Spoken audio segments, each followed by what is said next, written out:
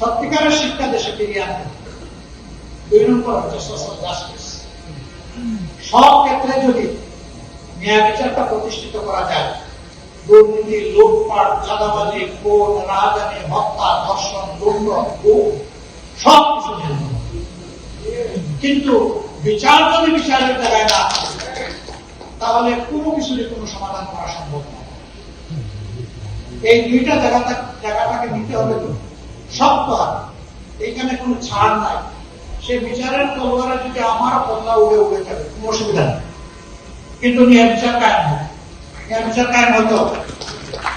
এই বিচার কোন ব্যক্তির পদ পদবী, তার প্রভাব প্রতিপত্তি দেখে বিচার আর পরিচালিত হওয়া উচিত নয়। এর খবর রচনা হয়ে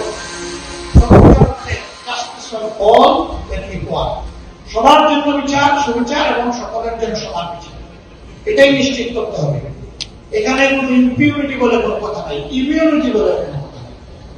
এখানে জাস্টিসকে জাস্টিসের জায়গায় নাই।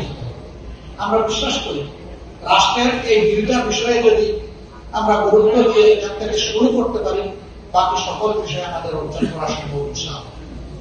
এই যাত্রার মধ্যে বাংলাদেশ জামাত ইসলামী আপনাদের দোয়া, ভালোবাসা পেয়েছে, সমর্থন পেয়েছে এবং বিশেষ করে 36 জুলাইয়ের পর একটা মুসলিম সংগঠনকে যেভাবে আপনারা তুলে তুলে নিয়েছেন, ঢুকে তুলে নিয়েছেন, হাত পাড়ে দিয়েছেন, আমরা সিম্পলি আপনাদের কাছে চিরজীবনের জন্য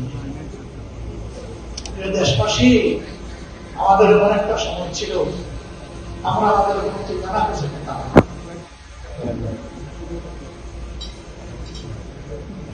সেই সময়টা আপনারা আমাদেরকে আশ্রয় দিয়েছেন। আমাকে একবার রিমান্ডে জিজ্ঞেস করা হলো যে আপনার সর্বশেষ দেশটাকে একটু বলবেন। কোনটা বলবো? আমার তো পছন্দ হয়ে স্যার, এই অবস্থায় আপনি আমাদের সাথে একটু ঠান্ডা আনন্দ থাকা বলছিল, মস্করা করতে। আমি মস্করা করছি না, বলছিলাম আপনি একটু বুঝিয়ে বলতেন আপনি কিভাবে শত শত বাড়ির এবং ঠিকানার মালিক। আমি বলেছিলাম যে এই যে আপনাদেরকে ডিউটি দেওয়া হয়েছে, আমাদের পিছনে লাগিয়ে দেওয়া হয়েছে, এই কারণে কোন বাড়িতে 1 রাত 2 রাত, 1 সপ্তাহ, 2 সপ্তাহ, 1 মাস এইরকম করেই আমাদের গত 15 বছর কেটেছে। এখন কোনটা বলবো? বলে যে আপনারা প্রেজেন্টের দেশে আমাদের লাগবে না। আমাদেরকে আশ্রয় দেওয়ার মানে ছিল নিশ্চিত ভাবে জীবন, ইজ্জত এবং সম্পদের ঝুঁকি নেওয়া।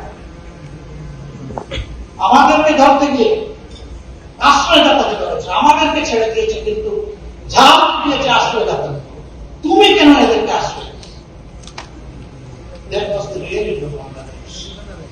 যা না করলেই নয়, শুধু এটাই আমরা গ্রহণ করবো। আমরা চেষ্টা করবো ওগুলা গ্রহণ না করেও থাকবো। আমরা রাজনীতিকে পেশা হিসেবে গ্রহণ করি নাই, এই রাজনীতিকে আমরা কর্তব্য হিসেবে গ্রহণ করেছি। নেশা শব্দটা শুনতে খারাপ লাগে। নেশা মানে অন্যদিকে সম্পূর্ণভাবে ওই অর্থে যদি বলেন তাহলে রাজনীতি আমাদের পেশা নয়, রাজনীতি আমাদের চোখে পড়ে। এবং আমরা দুনিয়ায় রাজনীতি করি না সম্পর্কে পুলিয়ে মাকে বড় করার ছিল। আমাদের রাজনীতি সার্থক হবে যদি জনগণের চোখের পানি থেকে গিয়ে চোখের তুলায় সামান্য একটা হাসি, এটি হবে আমাদের